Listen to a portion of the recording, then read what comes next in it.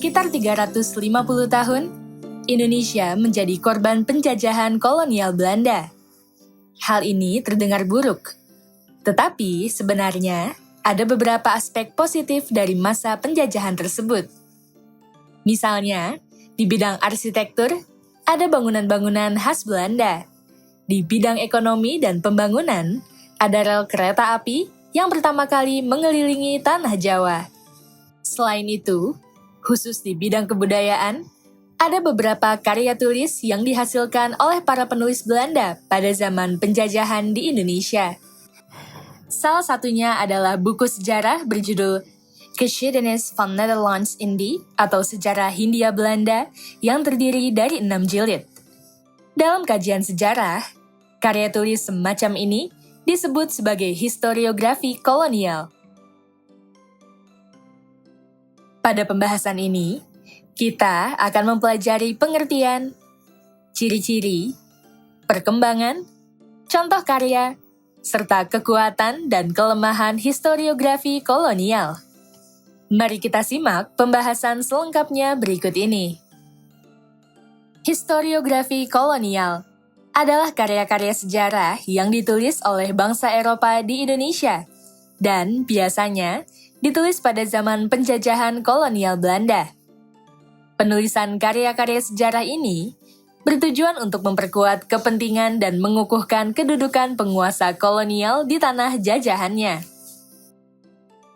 Hal ini dilakukan agar masyarakat Bumiputra mengakui kedudukan superior para penjajah dalam kehidupan sehari-hari. Kepentingan tersebut juga memengaruhi interpretasi penulis ketika meneliti sebuah peristiwa atau fenomena. Pertama, bersifat Nederlandosentris dan Eropasentris. Karya historiografi kolonial bersifat Nederlandosentris dan Eropasentris, yang berarti penulisan sejarah Indonesia berdasarkan sudut pandang dan kepentingan orang-orang Eropa atau Belanda. Dengan demikian, fokus utama karya historiografi kolonial di Indonesia adalah kehidupan bangsa Belanda. Sedangkan kehidupan bangsa Indonesia hanya menjadi fokus sekunder. Kedua, masih menonjolkan unsur mitologis. Karya historiografi kolonial masih menggunakan unsur mitos dalam penulisannya, sehingga banyak penulisan kejadian atau peristiwa yang tidak sesuai dengan realitas. Salah satu contohnya adalah kesan bahwa kekuasaan kolonial Belanda di Indonesia sudah dimulai sejak tahun 1596, yaitu ketika bangsa Belanda datang ke Indonesia. Faktanya, kekuasaan kolonial Belanda di Indonesia baru dimulai pada tahun 1808, tepatnya pada masa kekuasaan Gubernur Jenderal Daendels. Ketiga, bersifat subjektif. Karya historiografi kolonial bersifat subjektif, karena fokusnya mengkaji aktivitas bangsa Belanda, pemerintah kolonial Belanda, dan kegiatan pegawai kolonial di Indonesia. Keempat, mengabaikan sumber lokal. Biasanya, penulisan karya historiografi kolonial menggunakan sumber arsip dan dokumen-dokumen pemerintah kolonial Belanda, dan mengabaikan sumber-sumber lokal dari Indonesia, seperti babat, hikayat, kronik, dan sumber-sumber lisan. Kelima, berkisah tentang sejarah orang-orang besar. Fokus utama historiografi kolonial menampilkan orang-orang penting, seperti gubernur jenderal, raja-raja, panglima, dan tokoh penting yang berada di pihak Belanda. Keenam, bersifat diskriminatif. Fakta-fakta sejarah yang terkait bangsa Indonesia biasanya diputarbalikan. Hal ini dilakukan dengan maksud menyudutkan posisi masyarakat pribumi. Dalam historiografi kolonial, tokoh-tokoh yang dianggap sebagai pahlawan nasional, seperti Teku Imam Bonjol, Pangeran Diponegoro, Sultan Agung, Insinyur Soekarno, dan Muhammad Hatta, cenderung dikisahkan secara negatif. Perkembangan historiografi kolonial. Tradisi penulisan sejarah kolonial di Indonesia dimulai sejak kedatangan bangsa-bangsa barat di Indonesia. Awal perkembangan historiografi kolonial menuliskan kisah perjalanan pelayar-pelayar Belanda pada abad ke-16 hingga abad ke-17. Selanjutnya, karya-karya yang dituliskan berisi perkembangan VOC atau Verenigde de Oost-Indisch Company sebagai persekutuan dagang Hindia Belanda hingga abad ke-18 dan masa pemerintahan kolonial Hindia Belanda di Indonesia yang dimulai pada abad ke-19 hingga abad ke-20. Sebenarnya, pada abad ke-19, tepatnya pada tahun 1811 hingga tahun 1816, Indonesia pernah dikuasai pemerintah kolonial Inggris sekitar 5 tahun di bawah pemerintahan Thomas Stamford Raffles. Pergantian kekuasaan tersebut juga berdampak pada penulisan historiografi sejarah oleh Thomas Stamford Raffles, yakni The History of Java atau Sejarah Jawa. Raffles menyusun buku sejarah Jawa berdasarkan informasi dari Panembahan Sumenep dengan mengabaikan sumber-sumber dari VOC. Dalam perkembangannya, historiografi kolonial juga sempat mendapat berbagai kritikan dari sesama orang Belanda di Indonesia. Salah satunya adalah J.C. van der, seorang penulis Belanda yang mengkritik buku Geschiedenis van Nederlands-Indië atau Sejarah Hindia Belanda, karya beberapa sejarawan Belanda dengan F.W. Stapel sebagai editor utamanya. Lur mengkritik melalui kalimatnya yang berbunyi, "Jangan melihat kehidupan masyarakat dari atas geladak kapal saja." Lur mendesak penulis atau sejarawan kolonial untuk tidak menggunakan satu sudut pandang saja dalam menulis sejarah Hindia Belanda atau Indonesia. Akan tetapi, perlu ditelusuri pula sumber-sumber sejarah lokal agar terhindar dari subjektivitas kolonial. Buku Geschiedenis van Nederlands-Indië atau Sejarah Hindia Belanda terdiri dari 6 jilid dan digunakan sebagai rujukan informasi mengenai kehidupan masyarakat di Hindia Belanda. Buku ini diterbitkan secara bertahap pada tahun 1938, 1939, dan 1940 atau sekitar 3 tahun sebelum kedatangan bangsa Jepang ke Indonesia. Hanya terdapat pada jilid pertama dari buku Geschiedenis van Nederlands-Indië atau Sejarah Hindia Belanda yang membahas sejarah bangsa Indonesia. Penulisnya menempatkan bangsa Indonesia dalam kedudukan sebagai pemeran utama. Namun, peran tersebut segera bergeser menjadi pemeran figuran karena posisinya diambil alih oleh bangsa-bangsa Eropa, khususnya Belanda. Dalam perspektif ini, bangsa Eropa khususnya Belanda ditempatkan sebagai pembangun peradaban yang memberikan pencerahan dan kemajuan. Sementara itu, bangsa Indonesia digambarkan sebagai bangsa yang tidak dapat mengurus dirinya sendiri. Contoh karya historiografi kolonial. Banyak karya historiografi kolonial ditulis oleh berbagai penulis berkebangsaan Belanda dan Eropa di Indonesia. Sebagian besar historiografi tersebut ditulis pada masa penjajahan Belanda di Indonesia. Berikut adalah beberapa contohnya. Uit de Nieuw Oost-Indië. Buku ini ditulis oleh Francois Valentin, seorang misionaris dan penulis asal Belanda. Buku ini mengisahkan perjalanan bangsa Belanda saat melakukan penjajahan ke dunia timur, termasuk Kepulauan Nusantara, untuk menemukan daerah-daerah koloni. Buku ini terbagi dalam 5 volume yang menceritakan beberapa daerah di Indonesia, seperti Makassar, Ambon, Pulau Banda, Pulau Jawa, dan Pulau Sumatera. Karya Francois Valentin ini ditulis menggunakan sudut pandang Eropa sentris dan menampilkan tokoh-tokoh pahlawan Indonesia, seperti Pangeran Hasanuddin dalam Perjanjian Bongaya tahun 1667, yang disebut keras kepala dan terlalu sombong. Pelknopflerboek ter Geschiedenis van Nederlands-Indië. Buku ini ditulis oleh A.G. Ejikman dan F.W. Stapel. Beberapa tulisan dalam buku ini tampak mengesampingkan peran tokoh lokal, seperti perjuangan rakyat Aceh melawan Belanda yang dianggap sebagai pemberontakan.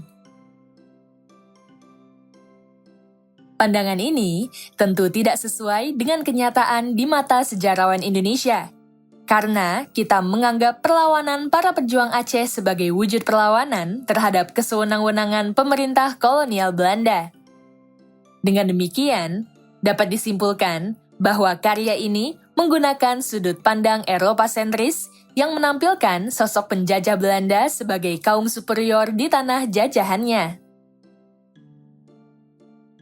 Max Havelaar. Buku Max Havelaar merupakan karya dari E.F.E. Douwes-Dekker dengan nama samaran Multatuli.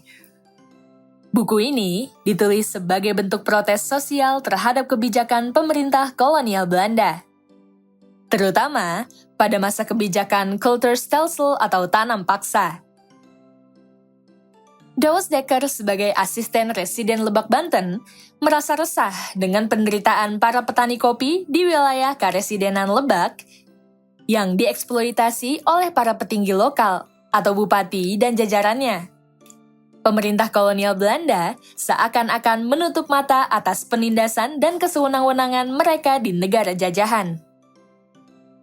Bahkan, di akhir tulisannya, Douwes-Dekker mengajukan pengunduran dirinya dari jabatan asisten residen dan mengajukan permintaan terbuka kepada penguasa kerajaan Belanda, yaitu Pangeran Willem III, untuk menghentikan tindakan sewenang-wenang atas negara jajahan Belanda di Hindia Belanda atau Indonesia. Buku ini merupakan salah satu karya yang menggunakan objek kajian orang Indonesia atau Bumi Putra sebagai pihak yang patut dibela atas nama kemanusiaan. Kendati demikian, buku ini tetap merupakan bagian dari historiografi kolonial karena menggunakan sudut pandang Eropa sentris. Geschiedenis van den Indischen Archipel karya B.H.M. Vleke merupakan buku yang bercerita tentang sejarah keberadaan Nusantara dari zaman Kerajaan Majapahit hingga Indonesia merdeka. B.H.M. Vleke merupakan seorang penulis dan sejarawan asal Belanda yang tinggal di Hindia Belanda. Dia berpendapat bahwa sejarah Nusantara juga bisa terbentuk karena peran pihak kolonial Belanda. Menurut Vleke, bangsa Indonesia seharusnya merasa berterima kasih kepada pemerintah kolonial Belanda yang telah membawa kemajuan dan ketertiban di Nusantara. Vleke menulis bahwa sebelum kedatangan pemerintah kolonial Belanda, orang-orang Indonesia sangat hobi berperang dan menguasai satu sama lain, yaitu antara kerajaan satu dan kerajaan lainnya. Faktanya, sebagian besar kehadiran pemerintah kolonial dalam perang-perang tersebut bersifat insidental dan didorong karena kepentingan Belanda sendiri dalam misi dagangnya. Berdasarkan isinya, buku ini jelas mengambil sudut pandang Eropa sentris dan termasuk kategori historiografi kolonial. Kekuatan dan kelemahan historiografi kolonial. Historiografi kolonial turut memengaruhi perkembangan penulisan sejarah di Indonesia, yang dibuktikan dengan banyaknya sejarawan kolonial yang menulis sejarah Indonesia. Tulisan-tulisan sejarawan tersebut dapat digunakan sebagai referensi dalam penulisan sejarah Indonesia. Kendati demikian, historiografi kolonial memiliki kekuatan dan kelemahan yang harus dipertimbangkan. Berikut adalah penjelasannya. Kekuatan historiografi kolonial. Kekuatan historiografi kolonial sebagai salah satu sumber referensi dalam penulisan sejarah Indonesia dapat dijelaskan sebagai berikut. Pertama, ditulis berdasarkan fakta. Dalam tulisannya, sejarawan kolonial menitiberatkan kejadian yang berkaitan dengan orang-orang Belanda, sehingga menimbulkan subjektivitas tinggi terhadap Belanda. Meskipun demikian, Historiografi kolonial tetap dapat digunakan sebagai sumber sejarah karena mengandung fakta-fakta sejarah. Hal ini disebabkan penulisan tokoh, tempat kejadian peristiwa, tanggal kejadian, dan kronologi kejadian bersifat mendetail dan didasarkan pada fakta sejarah yang ada. Kedua, banyak disimpan di Belanda. Setelah ditulis, sebagian besar sumber kolonial dibawa ke Belanda dan disimpan di sana. Dengan demikian, ada lebih banyak sumber kolonial di Belanda daripada di Indonesia. Sejarawan Indonesia hanya mendapatkan akses terbatas untuk sumber kolonial tersebut. Untungnya, historiografi kolonial tersebut telah didigitalisasi arsipnya oleh lembaga KITLV atau Koninklijk Instituut voor Taalland en Volkenkunde atau Lembaga Ilmu Bahasa, Negara dan Antropologi Kerajaan Belanda. Dengan demikian, sejarawan Indonesia dapat mengakses arsip-arsip tersebut tanpa perlu pergi ke Belanda. Ketiga, sudah menggunakan teknologi penerbitan. Seiring perkembangan zaman, karya historiografi kolonial menggunakan teks-teks hasil cetakan mesin yang harganya cenderung lebih murah dan dapat dicetak dalam jumlah lebih banyak.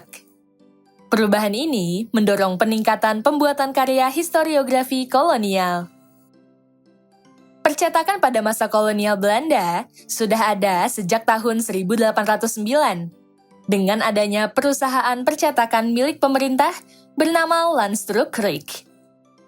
Perusahaan ini memonopoli percetakan surat kabar resmi pemerintah de Javase Courant dan Het Tabblad van Nederlands-Indië, serta publikasi-publikasi resmi pemerintah. Sejak itulah, banyak percetakan swasta yang tumbuh untuk memenuhi kebutuhan percetakan surat kabar dan penerbitan buku-buku di Hindia Belanda. Salah satunya adalah NV Koninklijke Boekhandel en Drukkerij Jekhof & Co. yang berdiri sejak tahun 1850. Kelemahan historiografi kolonial. Pada dasarnya, historiografi kolonial dapat dijadikan sumber penulisan sejarah Indonesia. Namun, penulisan atau sejarawan harus teliti dan berhati-hati dalam menggunakan sumber kolonial, karena karya-karya tersebut masih memiliki banyak kelemahan. Kelemahan historiografi kolonial dapat dijelaskan dalam uraian berikut ini. Pertama, mengandung subjektivitas tinggi. Karya-karya historiografi kolonial memiliki subjektivitas tinggi karena berorientasi pada kejadian-kejadian yang menyangkut kepentingan orang-orang Belanda. Misalnya, dalam sejarah VOC, banyak penjelasan yang menekankan ciri Nerlandosentris dan Eropa-sentris. Penekanan ini menunjukkan tingginya unsur subjektivitas karena ditulis dari perspektif orang Belanda. Salah satu contohnya adalah tulisan Bernard H.M. Vleke dalam buku Geschiedenis van den Indischen Archipel. Dia berpendapat bahwa sejarah Nusantara juga bisa terbentuk karena peran pihak kolonial Belanda. Menurut Vleke, bangsa Indonesia seharusnya berterima kasih kepada pemerintah kolonial Belanda yang telah membawa kemajuan dan ketertiban di Nusantara. Kedua, kurang menyajikan data kualitatif dan sumber lokal. Pada umumnya, buku tentang sejarah kolonial menuliskan hal-hal yang kaku dan dibuat-buat. Sejarawan kolonial juga tidak berusaha meneliti sumber lokal, seperti syair-syair, hikayat, babat, dan sejarah lain, karena tulisan-tulisan pribumi tersebut dinilai bermutu rendah. Oleh karena itu, karya historiografi kolonial memiliki kekurangan data kualitatif. Contohnya, karya A.G. Ejikman dan F.W. Stapel yang berjudul Beknoop Leerboek der Geschiedenis van Nederlands-Indië menggunakan sumber penerbitan kolonial Belanda sebagai rujukan resmi penulisan kisah sejarah tentang Perang Aceh. Ketiga, mengabaikan kehidupan masyarakat pribumi Nusantara yang tidak berhubungan dengan kepentingan pemerintah kolonial. Hal ini sangat tampak pada buku Geschiedenis van Nederlands-Indië atau Sejarah Hindia Belanda yang terdiri dari 6 jilid. Pada awalnya, penulis menempatkan bangsa Indonesia sebagai pemeran utama. Peran ini segera bergeser menjadi pemeran figuran karena posisinya diambil alih oleh bangsa-bangsa Eropa, khususnya Belanda. Dengan demikian, sejarah Indonesia di buku tersebut ditulis berdasarkan perspektif Eropa atau Eropa sentris dan Belanda atau Belanda sentris. Dengan perspektif ini, bangsa Eropa, khususnya Belanda, ditempatkan sebagai pembangun peradaban yang memberikan pencerahan dan kemajuan. Sementara itu, bangsa Indonesia digambarkan sebagai bangsa yang tidak dapat mengurus dirinya sendiri. Historiografi kolonial merupakan salah satu hasil perkembangan ilmu pengetahuan. Historiografi kolonial adalah karya-karya sejarah yang ditulis oleh bangsa Eropa di Indonesia dan biasanya ditulis pada zaman penjajahan kolonial Belanda. Penulisan karya-karya sejarah oleh bangsa Eropa ini bertujuan untuk memperkuat kepentingan dan mengukuhkan kedudukan penguasa kolonial di tanah jajahannya. Karya-karya historiografi kolonial dapat menjadi sumber penelitian sejarah yang menguntungkan, karena kita dapat mengetahui kehidupan bangsa Indonesia pada masa penjajahan bangsa-bangsa Eropa. Oleh karena itu, dibutuhkan sikap kritis dan teliti ketika menggunakan karya historiografi kolonial sebagai sumber sejarah. Hal ini disebabkan oleh adanya unsur subjektivitas yang tinggi dalam karya-karya historiografi kolonial.